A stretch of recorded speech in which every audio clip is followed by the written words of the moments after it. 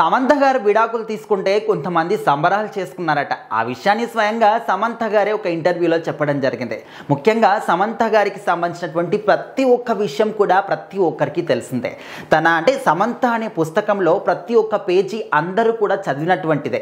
ఎందుకంటే ప్రతి ఒక్క విషయం తన ఏ సినిమా చేసిన దగ్గర నుంచి ఇప్పటి వరకు కావచ్చు, సినిమా కెరీర్ గురించి కావచ్చు, పర్సనల్ లైఫ్ గురించి కావచ్చు, తన ప్రేమ, పెళ్లి, విడాకులు ప్రతి ఒక్క విషయం కూడా అందరికీ తెలిసిందే. ఎందుకంటే ఓపెన్ బుక్ లాగా తన జీవితం అనేది.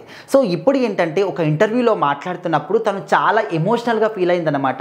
ముఖ్యంగా ఎవరి జీవితంలో అయినా అది ఓన్లీ సెలబ్రిటీస్ అనే కాదు, బయట ఎలాంటి ఒక ప్రొఫెషన్ అయినా కూడా వాళ్ళ పక్కనున్న వాళ్ళు ఎదుగుతున్నారా, వాళ్ళకు మంచి పేరు వస్తుందా, మంచిగా ఫేమ్ వస్తుందా వాళ్ళకి, ఇలాంటివి చూసినప్పుడు కొంతమంది ఓర్వలేక వాళ్ళని ఏ విధంగా తొక్కేద్దాము, వాళ్ళ పేరుని ఏ విధంగా చెడగొడదాము, వాళ్ళు ఎప్పుడు నాశనం అయిపోతారు, మనం నవ్వుకుందాము, సంబరాలు చేసుకుందాం అనే విధంగా చూస్తూ ఉంటారు. సో అదే విషయాన్ని ఇక్కడ సమంత గారు కూడా చెప్పడం జరిగింది.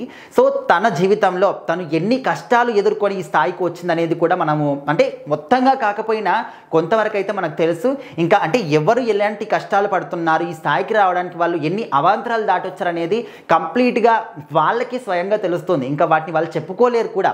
సో కొన్ని అయితే మనకు తెలుసు సమంత గారి గురించి కాబట్టి. సో మరి ఆ విధంగా కష్టాలు పడుతున్నప్పుడు కూడా వాళ్ళు నవ్వుకోవడం కానీ, ముఖ్యంగా తను మయోసైటిస్ అనే ఒక వ్యాధి రావడం వల్ల కొన్ని సంవత్సరాల పాటు సినిమా జీవితానికి చాలా దూరంగా ఉంటూ వచ్చారు.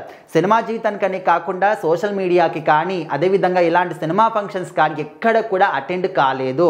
కంప్లీట్గా అసలు ఈ దేశానికి ఇంకా ఈ మానవాళికి నేను దూరంగా ఉండాలి అనే రేంజ్లో తను పూర్తిగా ఒక వైద్యం తీసుకుంటూ సపరేట్గా ఉండడం జరిగింది. సో అలాంటి సందర్భంలో తను అనారోగ్యం బారిన పడినప్పుడు కూడా వాళ్ళు నవ్వుకోవడం జరిగింది. ముఖ్యంగా తన ప్రేమ వివాహం, పెళ్ళి ఇదంతా కూడా అయిపోయిన తర్వాత విడాకుల గురించి తెలిసినప్పుడు కూడా ఒక పర్సనల్గా విడాకులు అనేవి ఖచ్చితంగా భార్యాభర్తకి కంప్లీట్గా ప్రైవసీకి సంబంధించింది. వాళ్ళు ఎందుకు విడాకులు తీసుకుంటున్నారు, రీజన్స్ ఏంటి, ఏం గొడవలు వచ్చాయని చెప్పేసి వాళ్ళ మధ్యలో మాత్రమే ఉంటుంది. సో అలాంటి విషయాన్ని నా జీవితం నాశనం అయిపోతుంది అని తెలిసినప్పుడు కూడా వాళ్ళు నవ్వడం, సంతోషపడడం కాదు, ఏకంగా సంబరాలే చేసుకున్నారు విడాకుల విషయం తెలిసినప్పుడు అంటూ సమంత గారు చెప్పింది. బట్ వాళ్ళు ఎవరు ఏంటనే విషయం మాత్రం బయట పెట్టలేదు.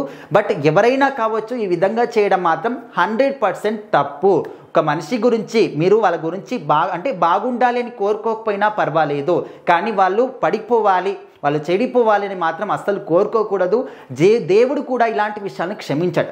సో ఏదేమైనప్పటికీ సమంత గారు మాత్రం ఈ యొక్క విషయాన్ని చాలా చాలా ఎమోషనల్ అవుతూ చెప్పారు. సో ఏదేమైనప్పటికీ కూడా ఇలాంటి కష్టాలన్నీ కూడా చూసి ఇప్పుడు తను వచ్చింది కాబట్టి, చాలా స్ట్రాంగ్గా ఇప్పుడు తను నిలబడింది కాబట్టి, ఇప్పుడు ఎవరైనా రండి, ఏమైనా చేసుకోండి, ఏమైనా అనుకోండి, నేను మాత్రం ఇదే విధంగా స్ట్రాంగ్గా స్టాండ్ తీసుకుంటాను, ఇదే విధంగా ముందుకు వెళ్తాను అని చెప్పేసి ఇప్పుడు మాత్రం చాలా స్ట్రాంగ్గా, చాలా హ్యాపీగా సమంత గారు ఉన్నారు.